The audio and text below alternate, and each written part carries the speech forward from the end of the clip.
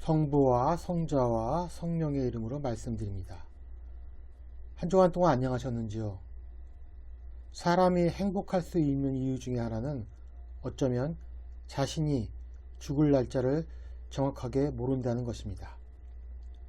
물론 사람들은 자신의 죽음을 추상적으로 그려볼 수 있습니다. 그러나 그 느낌이 좀처럼 확실하게 다가오지는 않을 것입니다. 오래전의 일이었습니다. 갑자기 저는 제가 언제 죽을 것인가에 대해 몹시 궁금해한 적이 있었습니다. 그래서 진지하게 하나님께 언제쯤인가를 알려달라고 한 적이 있었습니다. 아주 간절하게 기도를 한 것은 아니었지만 제 삶이 언제 끝날지가 몹시 궁금했습니다. 2023년 기준으로 대한민국의 평균 수명은 83.5세이고 남자는 80.6세, 여자는 86.4세입니다. 이러한 추정치에 의하면 저도 별일이 없다면 그럭저럭 80세는 넘기지 않을까라는 생각이 듭니다.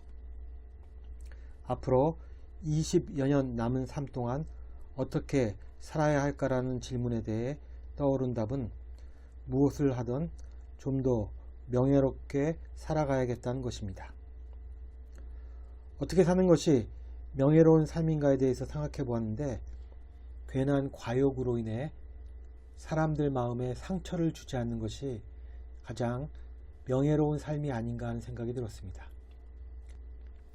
그래서 제 삶의 모토는 누구에게도 상처를 주지 않는 삶이 되었습니다. 물론 제 자신 이러한 약속을 지키기는 어려웠습니다. 저는 다투기를 원하지 않았지만 작정하고 시비를 거는 사람들을 모질게 대할 수밖에 없었기 때문입니다. 다만 나이가 들수록 사람들에게 상처를 주는 횟수가 줄어들기만을 바랄 뿐입니다. 타인들에게 여전히 상처를 주는 삶을 살고 있음에도 불구하고 개인적으로 믿고 있는 바는 자신의 죽음을 명확하게 의식하고 사는 사람과 자신이 천년 만년 살 것처럼 착각하고 사는 사람은 삶을 대하는 태도에 있어서 큰 차이가 있을 수밖에 없다는 것입니다. 죽음에 대한 태도로 인해 지금의 삶의 태도가 결정된다는 사실, 이것은 피할 수 없는 삶의 진리적인 측면입니다. 그런데 만약 죽음이 겨우 일주일 앞으로 다가왔다는 사실을 알게 된다면 저는 무엇을 해야 할까요? 그리고 사람들은 무엇을 할까요?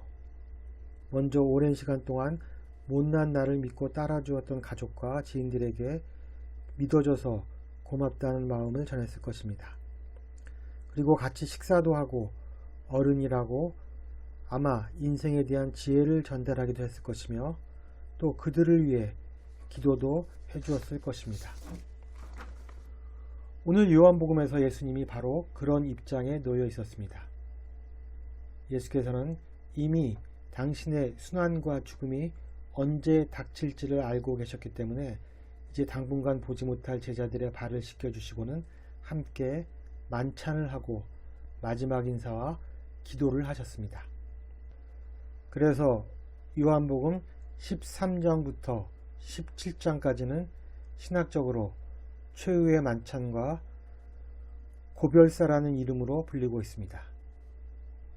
13장부터 17장까지는 부활절 이후 자주 읽히던 본문 중에 하나로 길었던 부활주간이 끝나가는 이쯤에 한 번쯤은 정리가 필요하다고 여겨져 13장부터 17장까지를 대략 짚어보도록 하겠습니다.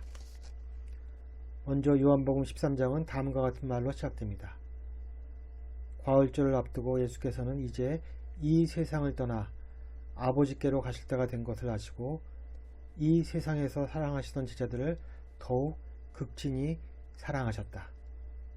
지상에서의 시간이 다함을 하시고 예수께서 가장 먼저 행하신 일은 제자들의 발을 씻기는 것이었습니다.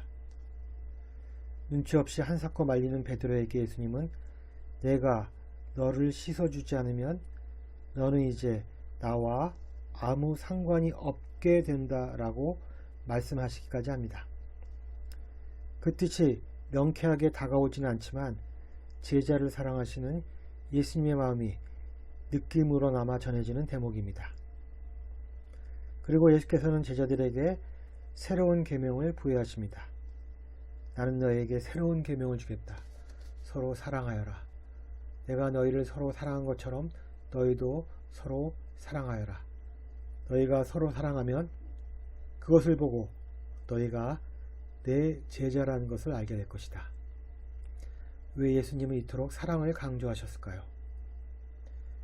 우리는 창세기에서 에덴으로부터의 추방을 실낙원이라는 개념을 사용하여 표현합니다. 낙원을 잃어버렸다는 뜻입니다. 아담과 하와는 에덴에서 하나님을 비롯하여 모든 사물들과 구분 없이 하나가 되어 살아가는 존재였습니다. 그러나 금지된 행위를 저지름으로써 그들은 낙원으로부터 추방됩니다. 이 추방은 서로가 서로에게 연결된 하나가 아니라 철저하게 분리된 개별적인 존재, 즉 소외된 존재로 살아가게 되었음을 깨우치게 합니다. 즉 인간은 하나님으로부터 분리되면서 또 인간 자신들도 소외된 삶을 살아가게 되는 것입니다. 그런데 사랑은 우리가 태생적으로 가지고 있는 이러한 죄로 인해 발생한 원초적 소외감과 불안을 극복하게 해주며 우리의 근원이신 하나인 하나님을 상기시켜 주기에 예수께서는 서로 사랑하라고 하신 것입니다. 14장에서 예수께서는 나는 길이요 진리요 생명이다. 나를 거치지 않고서는 아무도 아버지께 갈 수 없다라고 말씀하시고 또한 다른 협조자인 성령을 보내주셔서 우리를 고아들처럼 버려두지 않겠다고 말씀하십니다. 그리고 27절에서는 나는 너에게 평화를 주고 간다. 내 평화를 너에게 주는 것이다. 내가 주는 평화는 세상이 주는 평화와는 다르다. 걱정하거나 두려워하지 마라 라고 말씀하십니다. 성공의 저녁 기도문에는 요한복음의 이 구절을 딴 세상이 주지 못할 평화를 주님의 자녀들에게 주시고라는 대목이 있습니다. 저는 이 대목을 읽을 때면 왠지 마음이 뭉클해지기도 합니다. 세상은 사심으로 인해 결코 줄 수 없는 평화, 그분에 의해서만 우리의 내면으로부터 솟구쳐 오르는 평화, 그 평화는 결코 세상이 주지 못할 평화인 것입니다. 예수님은 15장에서 나는 포도나무여 너희는 가지다. 누구든지 나에게서 떠나지 않고 내가 그와 함께 있으면 그는 많은 열매를 맺는다. 나를 떠나서는 너희가 아무것도 할 수 없다라고 말씀하십니다. 요한복음이 일관성 있게 전하고 있는 것 중에 하나는 예수님은 생명과 존재의 근원인 하나님을 알려주면서 또 동시에 같은 분인데 이처럼 생명의 근원이시기 때문에 예수님을 떠나서는 생명이 없다는 것입니다. 나는 무엇이다라는 에고 에이미의 표현을 통해 당신이 누구신지를 드러내고 있는 것입니다. 이제 16장에는 당신이 가고 없는 빈자리에 진리의 성령이 오셔서 우리를 이끌어 진리를 온전히 깨닫게 해줄 것이라고 하십니다. 이어 너희는 세상에서 고난을 당하겠지만 용기를 내어라. 내가 세상을 이겼다라고 말씀하시면서 제자들을 격려하십니다. 이제 오늘 복음인 17장을 살펴보도록 하겠습니다. 17장을 떼어 고별 기도라고 불러도 무방합니다. 17장은 세 부분으로 구성되어 있습니다. 1절부터 5절은 예수님 자신을 위해 기도하며 6절부터 19절에서는 제자들을 위해 기도하시고 17절에서 26절은 제자들의 제자들, 즉 우리를 포함한 후대의 신자들을 위해 기도하시는 부분입니다. 먼저 1절부터 5절을 보자면 1절에서 예수께서는 아버지 때가 왔습니다. 아들의 영광을 드러내 주시어 아들이 아버지의 영광을 드러내게 하여 주십시오 라고 기도하십니다. 과연 무엇이 아들로서 아버지의 영광을 드러내는 일이 될까요? 그리고 그 영광의 참뜻은 무엇일까요? 우리가 영광하면 떠올리는 그런 모습, 사람들로부터 찬사를 받고 그 명성이 온 장안에 자자한 그런 종류의 영광일까요? 예수께 있어서 영광이란 아버지가 생명의 근원이듯이 당신이 생명의 근원이라는 점, 즉 죽음과 어둠이 당신을 무너뜨리지 못한다는 것이 바로 영광이라고 할 수 있는 것입니다. 영원한 생명, 그것은 하나님을 믿는 자들에게 베풀어지는 가장 큰 영광인 것입니다. 이제 6절부터 19절까지는 제자들을 위한 기도입니다. 예수께서는 그들을 아버지가 자기에게 맡겨주셨다는 표현을 사용합니다. 그들은 본래 아버지의 사람이었지만 자신에게 맡겨진 사람이라고 말합니다.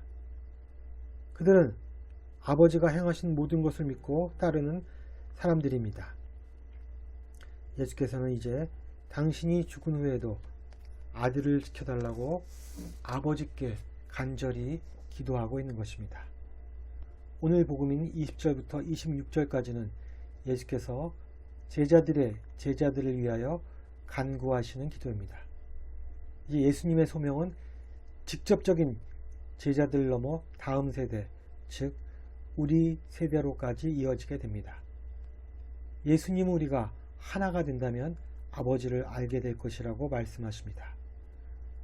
아버지와 아들은 이미 하나이고 아들과 아들을 믿는 사람이 하나가 된다면 아버지와 아들 그리고 믿는 사람들이 하나가 될 것이라고 말씀하십니다.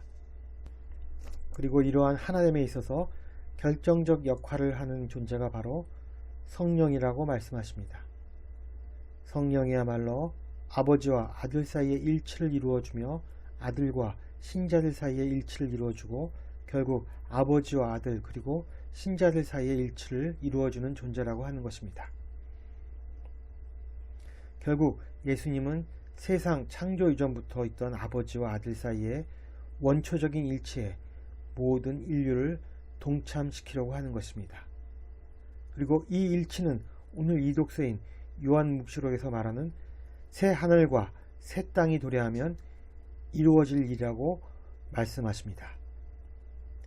예수님은 고별기도를 마치고 예정대로 죽음의 행진을 하시게 됩니다. 자신이 언제 죽을지 아는 사람 그리고 자신의 소명이 무엇인지를 분명히 아는 사람은 죽음 앞에서도 행복할 수 있을 것입니다. 주님이 우리를 위해 드렸던 기도의 간절함을 마음속에 새겨보는 한 주간이 되기를 주님의 이름으로 기도합니다. 성부와 성자와 성령의 이름으로 말씀드렸습니다. 아멘.